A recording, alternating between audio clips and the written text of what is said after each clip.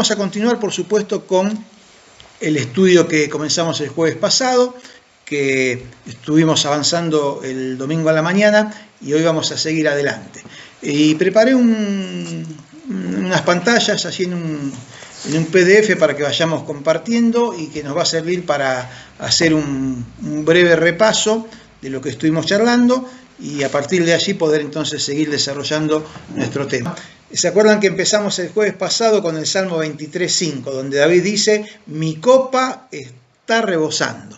Y decíamos que la copa David hacía referencia a su vida, ¿no? Mi vida está rebosando, ¿rebosando de qué? Rebosando de las bendiciones de Dios.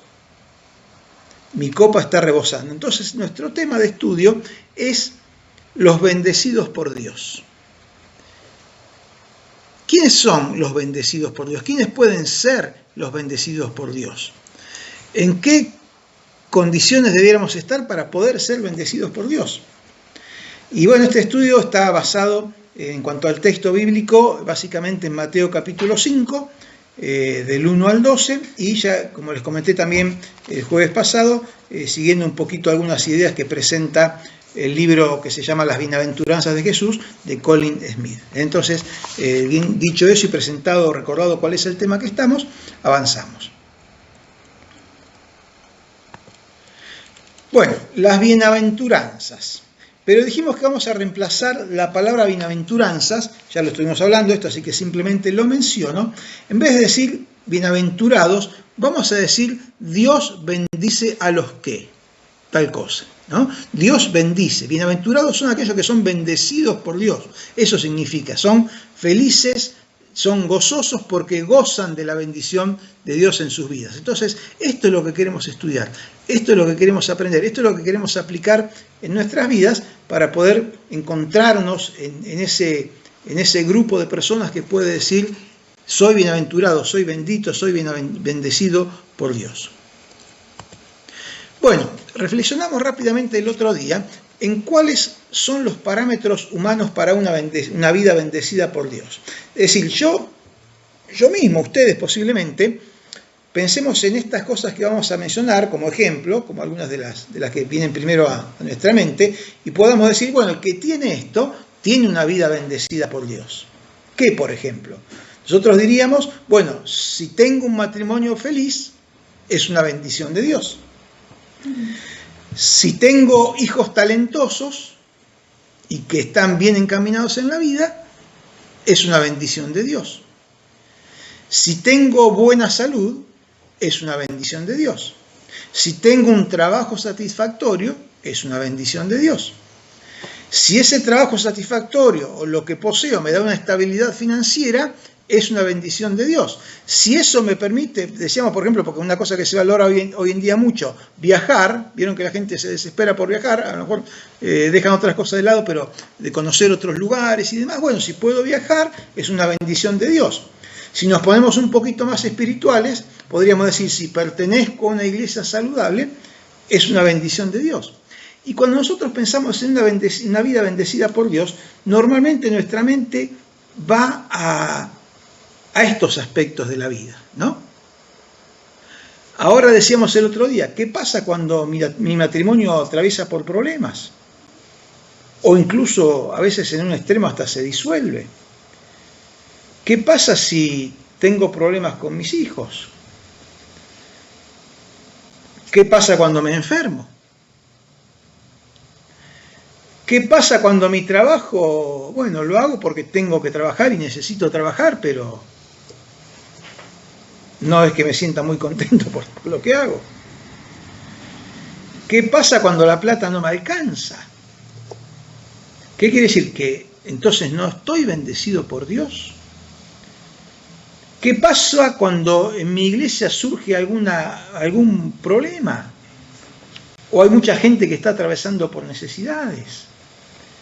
¿Qué quiere decir? Que entonces mi vida, que nuestra vida no es bendecida por Dios. Entonces lo que yo estuve tratando de hacer, y lo reitero hoy porque no estos repasos, es para que, a su vez, para que vayamos pensando en qué hemos ido incorporando a nuestra vida en la medida que fuimos escuchando esto y viendo en la palabra de Dios. Que saquemos de nuestra mente estos parámetros de una vida bendecida por Dios. ¿Son bendiciones de Dios estas? Son bendiciones de Dios, indudablemente. Pero no quiere decir que si tenemos esto somos bendecidos y si nos falta no somos bendecidos por Dios. Saquemos eso de nuestra cabeza. Porque Jesús nos da otros parámetros para una vida bendecida por Dios. Jesús no dice, ahí Mateo 5, por ejemplo, que es nuestro texto base, no dice bienaventurados o bendecidos por Dios los que tienen un matrimonio feliz, sino que ¿qué dice? Bienaventurados los pobres en espíritu. Jesús no dice bienaventurados o bendecidos los que gozan de buena salud, sino que dice bienaventurados los que lloran. Y podríamos seguir así, ¿no? Recitando, pero ustedes ya entienden de lo que estoy hablando. Entonces, de acuerdo con las palabras de Jesús, que es el que verdaderamente sabe de esto, que nos puede dar la justa, que nos puede cantar la posta, como decimos nosotros, de acuerdo con sus palabras, las mayores bendiciones, y como yo puse en la frase, las que rebosan la copa, porque hay bendiciones que están en nuestra vida que van llenando un poquito la copa, pero acá estamos hablando de mi copa rebosante, mi copa rebosando de las bendiciones de Dios, y bueno, reflexionamos en que la verdad que muchas veces no sentimos que nuestra copa, que nuestra vida esté rebosando de bendiciones, ¿no? Entonces, de acuerdo con las palabras de Jesús, las mayores bendiciones, las que rebosan la copa, no se encuentran en las formas y lugares donde normalmente nosotros las buscamos. Matrimonio, familia, hijos, trabajo, salud, etc. Sino que en otros lugares que en un principio quizás no estemos tan dispuestos o tan gustosos de explorar, como son las condiciones o las bienaventuranzas que nos presenta Jesús en Mateo 5. Entonces, yo te pregunto, ¿estarás dispuesto a explorar cuáles son los parámetros de Jesús para una vida bendecida por Dios? Si estás dispuesto, vamos a seguir adelante. Entonces nos hicimos algunas preguntas para empezar a ver dónde estamos parados y bueno, empezar a pensar el camino a transitar para dónde tenemos que llegar. Si lo que llamamos las bienaventuranzas son, según Jesús, los rasgos distintivos de una vida bajo la bendición de Dios, ¿ves en ti estos rasgos? Estas cosas que Jesús dice, bienaventurados los tales, ¿son algo que está en tu vida? ¿O es un temario a trabajar con esfuerzo para poder desarrollarlos? Entonces, ahí pensando en alguna de las bienaventuranzas, ¿eres misericordiosa o misericordioso? ¿Especialmente con aquellos que no merecerían tu misericordia? Pensalo y respondete. Porque si lo eres, bárbaro, pero si te das cuenta que falta, bueno, es un tema a trabajar. ¿Tienes un corazón limpio o tu corazón está demasiado contaminado por la impureza?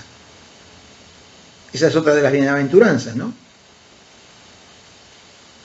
¿Eres de los que procuran la paz o todos y todo a tu alrededor se tensiona cuando estás allí?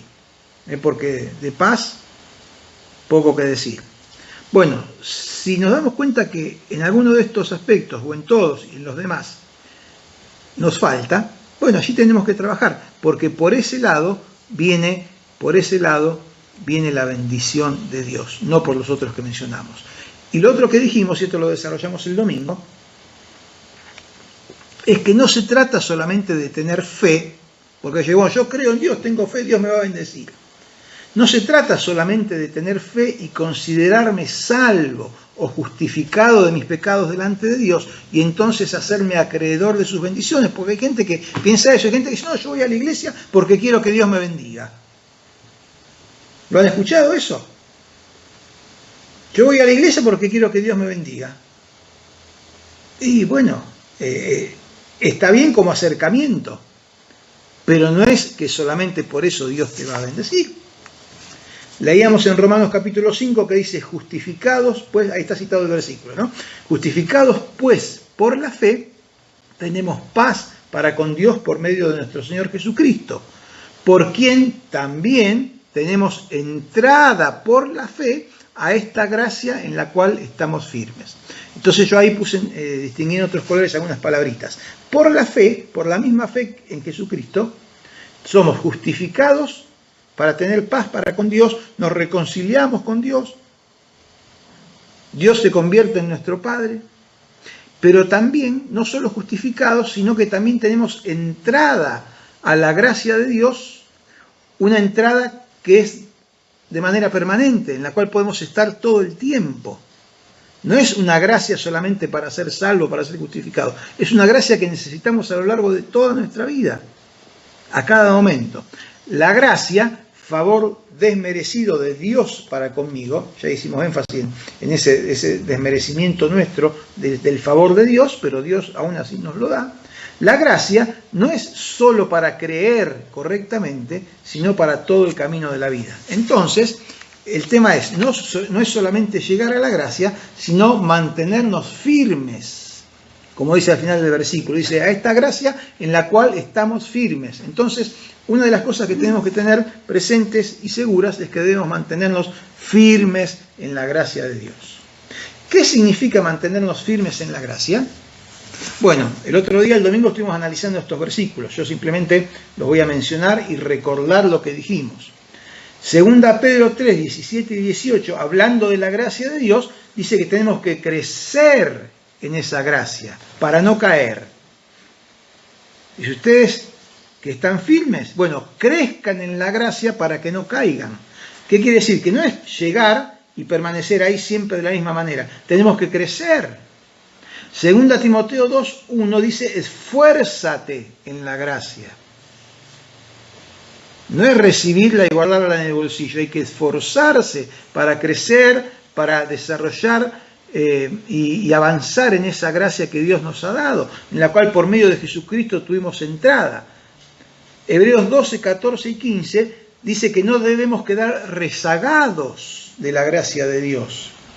Dice, no vaya a ser que alguno de ustedes se quede rezagado y así deje de alcanzar la gracia de Dios. Y yo les daba este ejemplo, es como que llegamos a la vía del tren y decimos, llegué a la vía de la gracia. Pero resulta que el tren arranca y empieza a arrancar y se empieza a alejar. Y si yo me quedo parado en la vía, por más que sea la vía de la gracia, el tren se va. El tren se va y yo quedo rezagado y quedo lejos de la gracia de Dios. Y ahí Hebreos capítulo 12 agrega otro aspecto, porque dice, sigan la santidad sin la cual nadie verá a Dios. Y miren que ninguno quede rezagado de la gracia, así que nos engancha los dos temas, ¿no? El permanecer en la gracia de Dios, para lo cual es necesario la santificación. Y finalmente habíamos leído 1 Corintios 1:30, donde nos enseña que Jesús viene con un combo completo. Vieron que nosotros a veces decimos, no, esto que Dios tiene es para mí, esto otro no. Y somos selectivos, ¿viste? Entonces esto me gusta, esto no me gusta. Esto está bien, esto, bueno, para mí no está tan bien, entonces lo dejo. Jesús viene con un combo completo. Sabiduría, justificación, santificación y redención. Entonces, ¿queremos mantenernos firmes en la gracia? Hermanos, sabiduría, en el contexto del pasaje, no es tanto sabiduría para la vida, sino es la sabiduría para reconocer, entender y aceptar el Evangelio. De esa sabiduría para reconocer, entender, por la cual podemos reconocer, entender y aceptar el Evangelio, somos justificados para con Dios. Al ser justificados, dice que entramos en este camino de santificación. Y nos espera al final de ese camino la redención. Esa es la experiencia total del creyente. Bien, vamos a nuestro pasaje. ¿Tienen ahí abierto en Mateo 5? Si no tienen, ábranlo. Resumiendo, yo puse allí la pantallita para que tengamos allí puestos a la vista cuáles son los 7 aspectos que menciona de aquellos que son bendecidos por Dios. Dice allí Jesús en Mateo 5 que son bendecidos por Dios estos, los pobres en espíritu, versículo 3. Versículo 4, los que lloran. Versículo 5, son bendecidos por Dios los mansos. Versículo 6, son bendecidos por Dios los que tienen hambre y sed de justicia. versículo 7, son bendecidos por Dios los misericordiosos. Según el versículo 8 dice Jesús que son bendecidos por Dios los de corazón limpio. Y según el versículo 9 son bendecidos por Dios los pacificadores. No quiere decir que Dios nos bendice para que seamos esto. Dice que cuando somos así, Dios nos bendice. ¿Se acuerdan que hablamos de los pájaros el otro día? De si el pájaro es amarillo porque es canario, o es canario porque es amarillo. No es que Dios nos bendice para que seamos así. Tenemos que ser así. Esto es nuestra responsabilidad. Y cuando somos así, Dios nos va a bendecir de manera tal que nuestra copa estará rebosando. ¿Está claro esto, hermanos?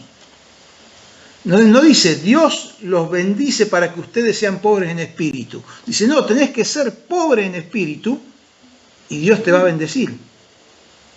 Y así con cada uno de los otros aspectos. Es nuestra tarea, es nuestra responsabilidad ser de esta manera para que Dios nos bendiga de manera que pijotera, de manera corta, no, de manera tal que nuestra copa esté rebosando. Por aquí viene el tema de la bendición de Dios. Siendo así, o al menos, siendo así de estas características que mencionamos recién, ¿no? Siendo así, o al menos estando de manera sincera y permanente en búsqueda de alcanzar esas cualidades, esa forma de ser, estaremos dando gloria a Dios con nuestra vida, que debe ser nuestra máxima aspiración, aún por encima de nuestro deseo de ser bendecidos. Esto quería dejarlo aclarado también, hermanos, porque si yo digo, hago todo esto porque quiero que Dios me bendiga, estoy también en una actitud egoísta. Estaba pensando esto en estos días, ¿no? Bueno, pero yo digo, yo quiero hacer así para que Dios me bendiga. En realidad, entonces, está bien, pero estoy centrándome en mí. Y en realidad, lo que Dios quiere es que nos centremos en la forma que Él nos propone, la forma de vida que Él nos propone en el Evangelio, para que con nuestra vida estemos glorificándole, y entonces Él nos bendiga rebosantemente por ser de esa manera. Abrime, dame. Y la última pantallita para reflexionar, hermano. Para reflexionar, para nosotros que buscamos la bendición de Dios. Si mi manera de ser y de vivir no se corresponde con las características y cualidades que expresó Jesús en Mateo 5, debo pensar seriamente si puedo aspirar a o pretender que mi copa esté rebosando de las bendiciones de Dios. Por eso estamos llamando nuestra atención sobre este tema. Repito, si mi manera de ser y de vivir no se corresponde con lo que Jesús expresó en Mateo 5, entonces pensemos si realmente puedo ponerme bajo el paraguas de la bendición de Dios hasta que mi vida esté rebosando de ellas, ¿no? Pero para eso estamos aquí, hermanos, para que aquellos que deseamos, que anhelamos, que nuestra vida esté llena de las bendiciones de Dios, que nuestra copa esté rebosando de las bendiciones de Dios, que realmente podamos aprender cuál es el camino para eso. ¿Están dispuestos? ¿Quieren? ¿Les interesa? Vamos a continuar con este tema. Bueno, vamos a agregar algunas cosas hoy. Ustedes conocen las plantas, ¿no? Yo no voy a dar una clase acá de plantas, pero sí quiero utilizar el ejemplo, la figura de la planta. Esto que Dios nos da es como la semillita, es la semilla del Evangelio. La palabra de Dios es la semilla de nuestra experiencia con Dios. Pero a partir de toda semilla nace una planta. Y obviamente, como dije recién, yo mucho de eso no sé, pero sí vamos a utilizar el ejemplo. La planta tiene raíz, tallo y fruto. Permítanme, vamos a simplificar la figura en eso. Raíz, tallo y fruto. Cuando analizamos las bienaventuranzas, las condiciones de bendición que Jesús nos da aquí en estos versículos, propone el autor del libro, y creo que podemos tomarlo bien así, de que las bienaventuranzas nos muestran como una progresión hacia el desarrollo de nuestra vida, hacia el crecimiento de nuestra vida, hacia la voluntad y los propósitos de Dios, de manera tal que podemos comenzar por el primer versículo e ir avanzando en los otros, de manera tal que primero aparezca la raíz. Una vez que la raíz esté formada, va a surgir el tallo. Y una vez que el tallo esté allí, haya surgido, van a aparecer los brotes en el tallo. Y la idea es la siguiente. Las bienaventuranzas nos ayudan no solo al mostrarnos cómo es una vida bendecida por Dios, sino también al enseñarnos cómo progresar en esa vida de manera tal de que alcanzar la bendición de Dios de manera tal que nuestra copa esté rebosando. Jesús da un orden en las bienaventuranzas, que no es un orden caprichoso, no es porque se le ocurrió, no es que las dio al azar, sino que realmente nos muestra como un mapa para llegar a esa vida bendecida por Dios.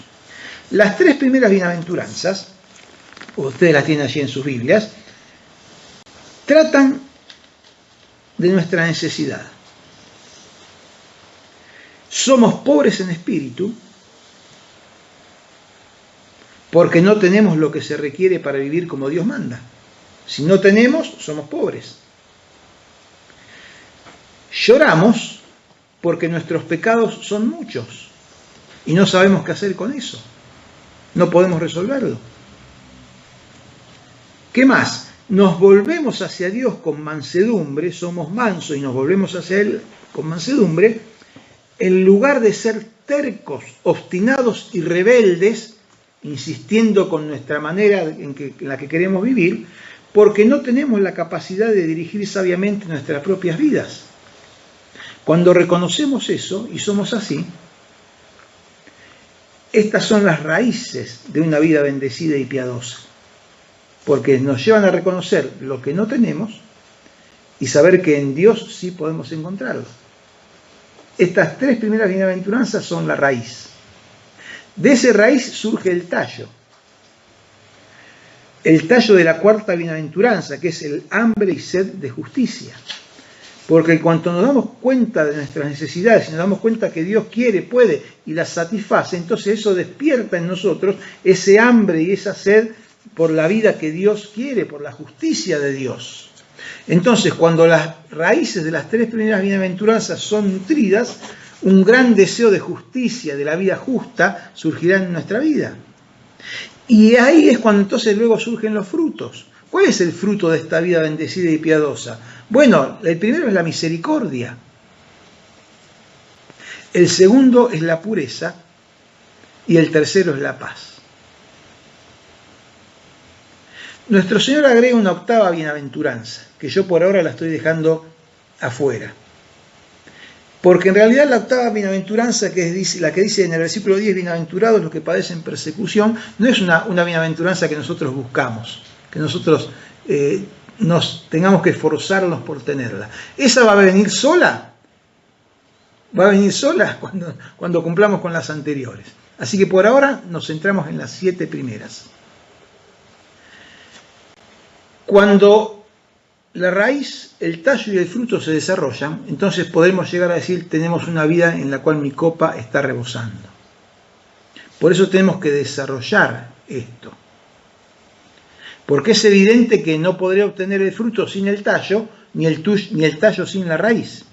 O sea que hay un orden que la palabra del Señor nos muestra, que el Señor nos muestra en este versículo. Pero, al igual que pasa con las plantas, yo no soy muy, como dije antes, muy sabio en esto, pero sí me doy cuenta que en cualquier planta, aunque ya tenga raíz, tallo y fruto, hay que seguir trabajándola. Hay que seguir removiendo la tierra, hay que seguir regándola, hay que ir sacándole las hojas secas, bueno, en fin, lo que los que conocen de plantas hacen para que se mantengan bien. Entonces no es que yo digo, bueno, para que mi copa esté rebosando de la bendición de Dios, tengo que pasar un periodo de 3 meses considerándome pobre en espíritu. Entonces, cuando llegue a ser pobre en espíritu, ahí me voy a dedicar a llorar. Entonces tengo que tener 4 meses de llorar. Cuando aprendo y me concientizo bien de eso, entonces ahora voy a ser manso. No se trata de eso. Todo, los procesos se van superponiendo. Y cuando vamos alcanzándolos, tenemos que ir regando, reponiendo y trabajando en toda la planta para que siga creciendo y para que siga fértil y siga dando los frutos. pero sin desconocer que el orden que nos da el Señor es un orden que nos ayuda a entender y a poner en práctica. Bueno, ¿te gusta la figura de la planta? Para pensar en esto. Bueno, bienvenido al vivero. Bienvenido al vivero. Vamos a ponernos a trabajar. ¿Ves lejano o difícil de llegar a esto de ser misericordioso? A esto de tener un corazón puro, a esto de tener paz y ser pacificador, ¿lo ves como algo lejano? Bueno, quizás lo podamos ver como algo lejano en nuestras vidas, pero ánimo. La pobreza del espíritu está al alcance de tu mano, y ese es el primer paso por el cual les propongo que empecemos. Vamos a empezar, hermanos, por bienaventurados los pobres en espíritu, pues de ellos es el reino de los cielos. Recuerdo que cuando debe ser como 15 años atrás, más o menos, porque la referencia que tengo es que Brisa era chiquita y estaba dejando los pañales, tiene 18 ahora, así que calculemos que tendría 3 años por ahí, 2 o 3 años, así que habíamos ido en familia a la ciudad de La Plata. Y así en la ciudad de La Plata fuimos a pasar 2 días, ¿no? Y dentro de eso un lugar, una visita prácticamente obligada para ir, es el Museo de Ciencias Naturales de la ciudad de La Plata, quizás muchos de ustedes lo hayan conocido, ¿no? Bueno, fuimos ahí, paseamos, fuimos para la República de los Niños, bueno, nos pegamos la vuelta. Pero bueno, claro, hace 15, 16 años de eso. Brisa tenía 2 o 3 años, Avi tenía 7 u 8 y Damaris tenía 12 o 13. Así que el año pasado se nos dio la posibilidad de ir de vuelta allí al Museo de Ciencias Naturales, donde ya lo apreciamos de otra manera. Y les digo que estuvimos, ¿cuánto? 3 horas habremos estado más o menos. Más o menos 3 horas adentro del museo. Y lo recorrimos todo, completo. Todo el museo completo, de la entrada a la salida, en aproximadamente 3 horas. Ahora ustedes me van a decir, ¿pudiste ver el museo completo? Sí, lo vi completo. Ahora, si ustedes me empiezan a preguntar en detalle lo que vimos... Las mariposas. Sí, vimos los vertebrados, los invertebrados, las aves, todo eso lo vimos, pero vimos todo. Pero en profundidad, en detalle, no vimos nada. Esa fue la visita. Y hermanos, ¿por qué traigo a colación esto? Porque a veces a nosotros nos pasa lo mismo con la Biblia. La Biblia es como un museo. Y a veces nosotros recorremos el museo completo, pero cuando después nos preguntan o empezamos a pensar en qué es lo que aprendimos de la recorrida del museo, sí, algunas cosas hemos aprendido. Algunas imágenes quedan en nosotros. Pensamos en eso, en los dinosaurios, esos que están los huesos ahí, que son gigantes, que están colgados del techo. Yo me acuerdo de eso, obviamente, las grandes cosas, pero no nos detuvimos a mirar con detalle. Entonces, lo que yo les propongo, hermanos, es, ahora que ya estamos introducidos en el tema, a que estamos en el Museo de la Biblia, vamos a entrar a la Galería de las Bienaventuranzas y vamos a tratar de detenerlos y mirar con detalle cada uno de los objetos que están allí, para poder aprender, sacar para nosotros lo que Dios tiene para decirnos y poder aplicarlos en nuestras vidas. La primera bienaventuranza dice, bienaventurados los pobres en espíritu, porque de ellos es el reino de los cielos. Nuestro Señor nos dice que los pobres en espíritu son bendecidos. Yo les dije que íbamos a reemplazar la frase bienaventurados o la palabra bienaventurados por la frase son bendecidos los. Entonces vamos a decir, la Biblia dice son bendecidos los pobres en espíritu. ¿Qué significa esto? Bueno, analicemos por lo más simple, empecemos por lo más simple. Ser pobre significa no tener mucho. Y no hay ninguna bendición particular en eso, me dirán ustedes. Tener escasez, tener falta de algo, ¿qué bendición puede significar para nuestras vidas? Pero eso es con la mente del que piensa que ser bendecidos por Dios es tener esto, es tener aquello. Dios me dio esto, Dios me dio un buen trabajo, Dios me dio una linda casa, Dios me dio una buena familia.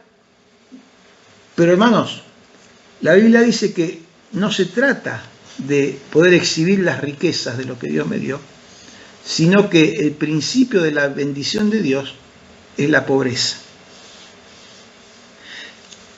Si ser pobre pudiera introducirnos en la bendición de Dios en nuestros términos, entonces el camino del progreso espiritual sería sencillo para el que quisiera abrazar ese camino, ¿no? Renunciar a la riqueza y abrazar la pobreza. Pero aquí está el problema, tanto la riqueza como la pobreza traen sus propias tentaciones y no es lo que Dios está diciendo en su palabra. Al contrario, hay un proverbio que está en la Biblia y que algunos lo conocen porque es de esos muchos proverbios que están en la Biblia y que después se conocen medio como refranes. En Proverbios 30, 8 y 9, les dejo 10 segundos por si lo quieren buscar, Proverbios capítulo 30, versículos 8 y 9, se los quiero leer. Dice así, la segunda parte del 8. No me des pobreza ni riquezas, manténme del pan necesario. No sea que si me das riquezas me sacie y te niegue y diga ¿quién es Dios? No lo necesito, ¿no? O que, por el contrario, siendo pobre, hurte y blasfeme el nombre de mi Dios. Entonces, el dinero es un regalo y es una responsabilidad que proviene de Dios. Los bienes materiales, pero tener más bienes no te coloca bajo la bendición de Dios. No quiere decir que sos bendecido porque tenés más cosas. Y por otro lado, si nos tomamos de lo que dice el pasaje, tener menos no te mantiene tampoco bajo la bendición de Dios ni te mantiene fuera de ella. Hermanos, saquémonos ese enfoque de nuestras mentes. Pobres en espíritu. ¿Y cómo sería ser pobre en espíritu en la vida real? Bueno, déjenme decirles que no es ser modestos falsamente. No quiere decir que un creyente en Dios vaya a pedir un trabajo y si te preguntan ¿y por qué te tendría que dar el trabajo? Uno diga, bueno, la verdad que a mí me gustaría el trabajo, pero seguramente hay uno que lo puede hacer mejor que yo.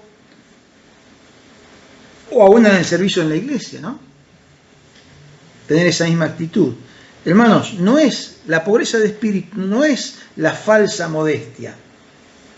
El menosprecio de mí mismo en aquellas capacidades, talentos y dones que Dios me ha dado. Ser pobre en espíritu significa que reconoces tu pobreza delante de Dios. Repito, ser pobre en espíritu significa que reconoces tu pobreza delante de Dios. Es una actitud hacia ti mismo en la que sabes y aceptas que no has vivido la vida a la cual Dios te ha llamado y que sin Él no puedes vivirla.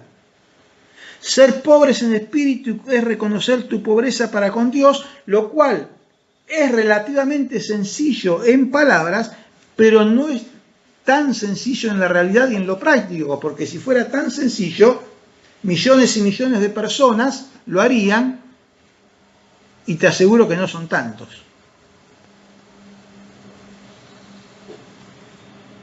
Entonces, este reconocimiento de pobreza será la plataforma correcta para ser humilde de verdad, en espíritu. Y también después poder ser humilde ante los demás. No tengo nada que mostrar ni exhibir delante de Dios.